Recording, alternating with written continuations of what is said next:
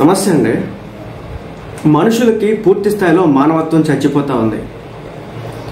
చిన్నపిల్లలు, మహిళలు అని కూడా చూడకుండా ఈ మధ్యకాలంలో జరిగినటువంటి సంఘటనలు ఏ స్థాయిలో ఉంటున్నాయో నేను గుర్తు చేయాల్సిన పని లేదు. అయితే ఈరోజు ఒక ఇన్సిడెంట్ జరిగింది కుప్పం నియోజకవర్గంలో. ఒక మహిళను చెట్టుకు కట్టేసి ఆమె మీద కొడతా,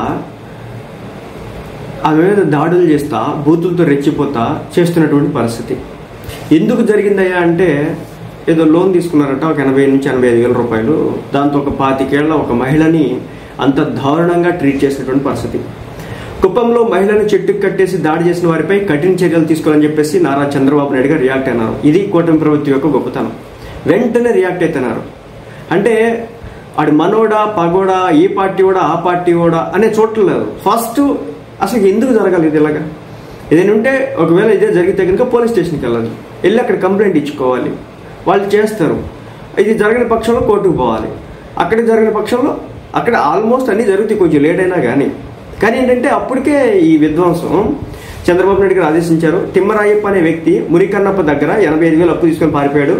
నిన్న తిమ్మరాయప్ప భార్య ఊరికి రావడంతో మునికన్నప్ప ఆమెను చెట్టు కట్టేసి కొట్టాడు. దీనిపై సీఎం ఎస్పీతో మాట్లాడారు. నిందితుడిని అరెస్ట్ చేశామని ఎస్పీ తెలిపారు. ఇలాంటి చర్యలు పునరావృతం కాకుండా చూసుకోవాలని సీఎం ఆదేశించారు. చూడండి, దీనికి ప్రభుత్వానికి ఏ సంబంధం లేదు. ఒక మహిళ వాళ్ళ హస్బెండ్ 85,000 రూపాయలు ఒకటి దగ్గర అప్పు తీసుకుంటే ఆ మహిళ ఆ ఊరికి వచ్చిందని చెప్పేసి ఆ అప్పు ఇచ్చినాడు ఎవడైతే ఉన్నాడో ఆమెను తీసుకెళ్లి చెట్టుకు కట్టేసి కొట్టడం జరిగిందన్నమాట. దీంతో ఇది సీఎం గారి దృష్టికి వచ్చింది. సీఎం గారి దృష్టి సోషల్ మీడియాలో సర్క్యులేట్ అయితే ఉంది. వెంటనే టక్కుని చర్యలు తీసుకోమన్నారు. ఇక కొంతమంది ప్రభుత్వం మీద బుర్ర చల్లడానికి సిద్ధమైపోతారు. ఇది మీ ప్రభుత్వం ఎలా జరిగింది, చంద్రబాబు నాయుడు గారు చేయించారా, లేదా టీడీపీ పార్టీ నాయకులు ఏమైనా చేయించారా, జనసేన పార్టీ నాయకులు చేయించినారా, లేదంటే బీజేపీ పార్టీ నాయకులు చేయించినారా, ఎవరికి అవసరం ఉంటుంది ఇలాంటి ఎవరిది అంటే మనుషుల్లో సివిక్ సెన్స్ అనేది ఒకటి ఆడవాల. అది ఆడకపోతే ఇది ఎట్లాంటివి తయారవుతాయి. ఏదేమైనప్పటికీ కూడా చంద్రబాబు నాయుడు గారు ఫాస్ట్గా రియాక్ట్ అయినారు. ఇది ఇలాంటివి జరిగితే కనుక తప్పనిసరిగా కఠిన చర్యలు తీసుకుంటామని ఒక ఇండికేషన్ పోలీస్ డిపార్ట్మెంట్ ఇస్తే కనుక ఇలాంటివి తగ్గుతాయి అన్నమాట.